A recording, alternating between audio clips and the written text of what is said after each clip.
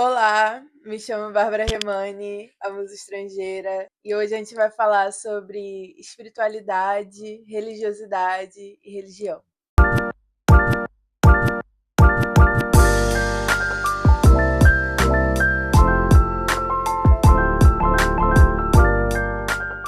Quando a gente está falando de religião, religiosidade, espiritualidade, a gente acaba entrando num daqueles caminhos ou termos e campos aqui do Brasil que a gente não pode conversar, né? Um ditado popular que a gente tem, principalmente aqui no Rio de Janeiro, não sei se é algo comum no Brasil inteiro, mas que tem 3 assuntos que a gente não pode falar, que é política, futebol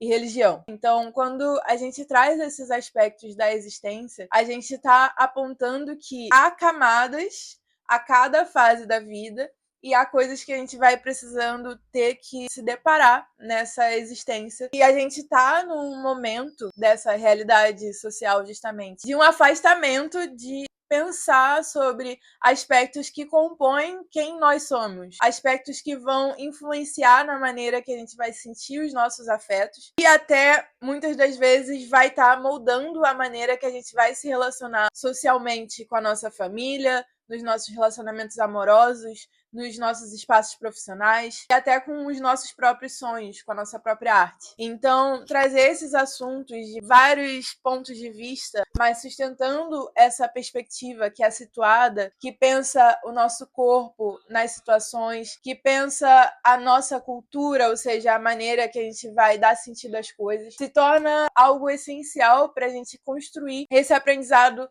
de cada passo, com uma consciência de si, uma consciência social, uma consciência crítica. Como uma maneira de criar um campo neutro, não necessariamente neutro, mas possível de se conversar sobre a religião que não seja baseada em uma religião especificamente, eu vou trazer a filosofia budista, especialmente no que diz respeito à compaixão e ao desapego. Quando a gente traz a filosofia budista, da compaixão principalmente, a gente está situada no lugar do chakra do coração, como a gente falou no vídeo, do processo de luto na travessia da realidade. Nesse sentido, o chakra do coração, ou essa compaixão que a filosofia budista nos ensina, diz respeito a um posicionamento que a gente se coloca para poder observar as situações e os fenômenos humanos de uma maneira de não se prender a uma oposição ao que está sendo mostrado, ao que é vivido ou ao que é ensinado. Ou seja, quando a gente está falando de uma compaixão, a gente fala de se situar no chakra do coração de uma maneira a criar um espaço de encontro, de diálogo, de possibilidade de troca. Quando a gente se situa na compaixão, a gente se situa num lugar de não julgamento. A gente se situa num lugar de compreensão, ou ao menos um cultivo desta. E é aqui que entra a questão do desapego. A filosofia budista toma o desapego como essa capacidade da gente se descolar daquilo que a gente está observando de maneira de não se tornar neutro, mas também de não se tornar a pessoa inflamada que vai reagir à situação, e sim aquela pessoa que consegue ver um espaço entre quem está observando, ou seja, você, e a situação que está sendo vivida. O desapego da filosofia budista nos situa num lugar de uma observação consciente, uma observação, na verdade, que a gente está conseguindo participar, às vezes, muito mais, porque a gente não está sendo atravessado diretamente por quaisquer mobilizadores dos nossos afetos ou quaisquer tipos de manipulações da nossa percepção. Então aqui o objetivo é realmente criar um espaço onde a gente possa ter uma troca coletiva para as diferentes maneiras de percepção disso que a gente está conversando. A gente inicia, então, a partir da espiritualidade para poder falar sobre a religião. Quando a gente se baseia numa perspectiva holística, a gente está se situando nessa interseção das 3 esferas, do corpo, da mente e do espírito, de uma maneira a se encontrar nesse chakra do coração. Então, a espiritualidade, ela se torna uma possibilidade da gente fazer isso nesse sistema mundo da realidade social que a gente vive contemporaneamente. A gente fala um pouco sobre isso no vídeo Cultura e Autoconhecimento como uma via de mão dupla. E hoje a gente traz de volta justamente esse aspecto do autoconhecimento como esse caminho de atuação da responsabilidade. Então, quando a gente fala da nossa realidade social nessa era neoliberal, a gente vai estar trazendo um aspecto essencial para esse funcionamento da realidade, que é uma constante necessidade por liberdade e autonomia, de uma satisfação de um desejo que é individual, de uma vontade de você se sentir um indivíduo potente, uma pessoa ali capaz de se movimentar, capaz de ganhar, capaz de produzir, né? Então, quando a gente está numa realidade social como essa, a espiritualidade que emerge, ela vai estar buscando equiparar a existência humana possível nessa realidade. Então aqui a gente está trazendo a New Age Spirituality, ou a espiritualidade da nova era, como uma possibilidade que aparece para a gente poder pensar, ao menos, em espiritualidade na nossa realidade atual. Aqui eu faço um disclaimer, né, que é importante, de que essa é uma maneira de pensar a espiritualidade que é muito aqui da cultura ocidental. Começa ali na época do Flower Movement, nos anos 70, quando as pessoas estão se revoltando, convocando os seus afetos para falar sobre a falta de dignidade humana que é imposta na Guerra do Vietnã. Há um despertar coletivo, se a gente pode colocar assim, que emerge numa organização coletiva ali, que é muito social, que é muito de um movimento em prol dos direitos humanos, mas que a gente toma aqui como uma possibilidade que aparece nessa crise humanitária que acontece nesse período no mundo.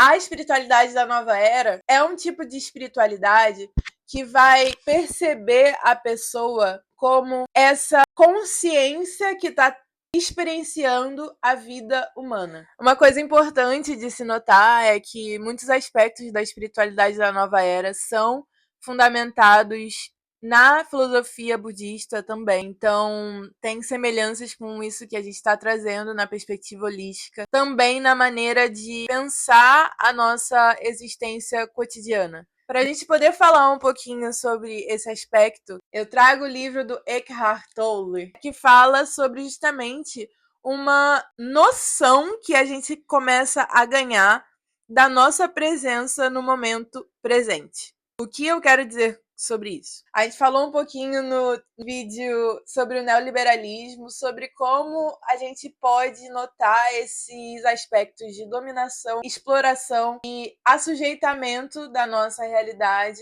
por conta dessa maneira de funcionamento social. O que o Tolle nos ensina nesse livro do Poder do Agora é trazer de volta, então, essa observação que a filosofia budista nos ensina para o momento presente também no momento da contemporaneidade. Ou seja, mesmo que a gente vive numa era repleta de elementos que capturam a nossa atenção o tempo inteiro, direcionando o nosso desejo para onde tem que ir, colocando o nosso espaço mental em uma constante necessidade de produtividade, de estar sempre em movimento de competição com outras pessoas ou com outras versões de você mesmo, colocando a nossa mentalidade num espaço de luta ou fuga o tempo inteiro. Quando a gente se toma como essa consciência que consegue observar essa situação, a gente consegue, aos poucos, se retirar de um estado de ansiedade que é colocado por essa situação da nossa realidade social atual. Então, a espiritualidade traz de volta essa dimensão de um direcionamento próprio dessa nossa humanidade que está em constante desenvolvimento e crescimento, na busca de um propósito de vida, ou seja, algo que diz respeito a esse aspecto sagrado da existência que está situado fora da produtividade capitalista. Aqui, o Eckhart Tolle nos traz esse aspecto de possibilidade de olhar para a nossa experiência existencial cotidiana e olhar algo que nos lembra o sagrado, que nos lembra algo que vai para além de um valor ditado pelo capital ou por um desejo que tem que ser satisfeito o tempo inteiro. Tendo em vista essa espiritualidade que a gente está tomando como algo que, na verdade, faz parte do ser humano, independentemente do nome que a gente coloque nisso,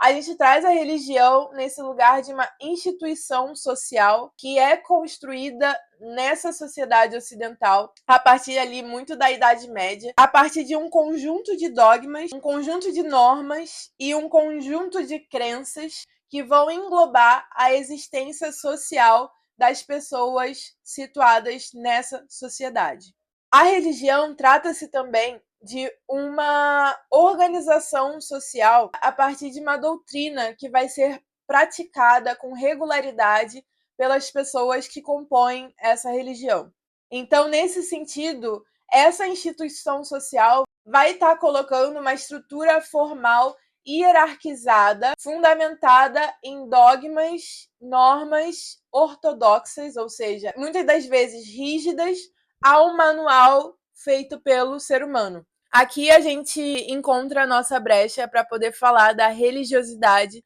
que vai ser uma especificidade colonial diaspórica. Ou seja, quando a gente toma esse processo de colonização, a gente leva em conta que grupos de pessoas foram retirados dos seus locais para um outro ambiente, não apenas geográfico, mas também cultural e social, que as despojou de vários aspectos que compunham isso que a gente apresentou como religião. Então, nessa experiência existencial, não houve uma possibilidade de uma construção de uma estrutura formal, organizacional, baseada em uma religião. A religiosidade trata da dimensão pessoal em relação às crenças, aos ritos, aos dogmas que são apresentados com aquilo que a gente chama de religião. A religiosidade é uma expressão ou prática daquilo que a pessoa acredita em sua espiritualidade e que pode sim estar relacionada a uma instituição religiosa.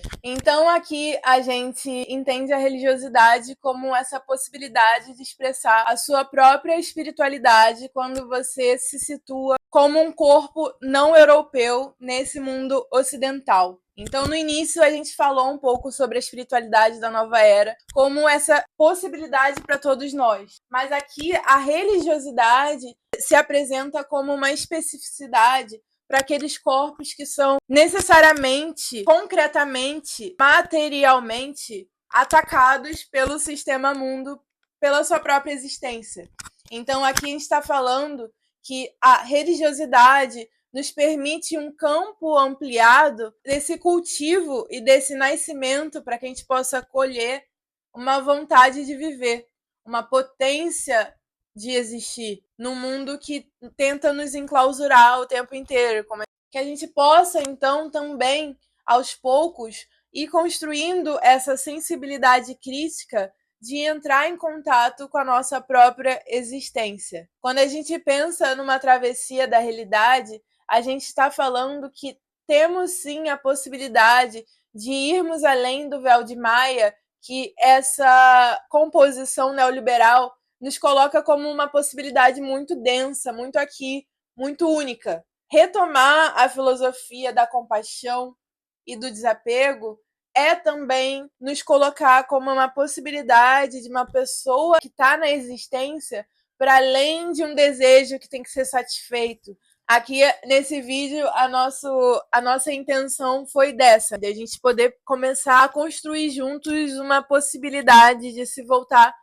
para esse aqui e agora, para esses pequenos espaços que a gente pode se encontrar no cotidiano, daquilo que é o sagrado, daquilo que nos relembra de uma vontade de viver, daquilo que nos traz mais para perto, que é um fluxo criativo, que é um fluxo de contemplação mais do que uma produção o tempo inteiro. Então, Anko Jassaneb, que possamos continuar aqui caminhando nesse aprendizado de cada passo, para que a gente possa, aos poucos, ir construindo esses diálogos mais singulares, mais nossos, mais pessoais. Porque a espiritualidade é basicamente isso, gente. Assim, eu falo até por mim mesma, como a pessoa que está aqui conversando com vocês e às vezes mediando diálogos. A espiritualidade se trata dessa nossa capacidade de ter uma consciência que a gente está aqui vivendo essa vida humana, que a gente tem dignidade, que a gente carrega axé e que a nossa energia impacta o mundo e a transformação social. Então, é isso, que possamos continuar. Axé para nós.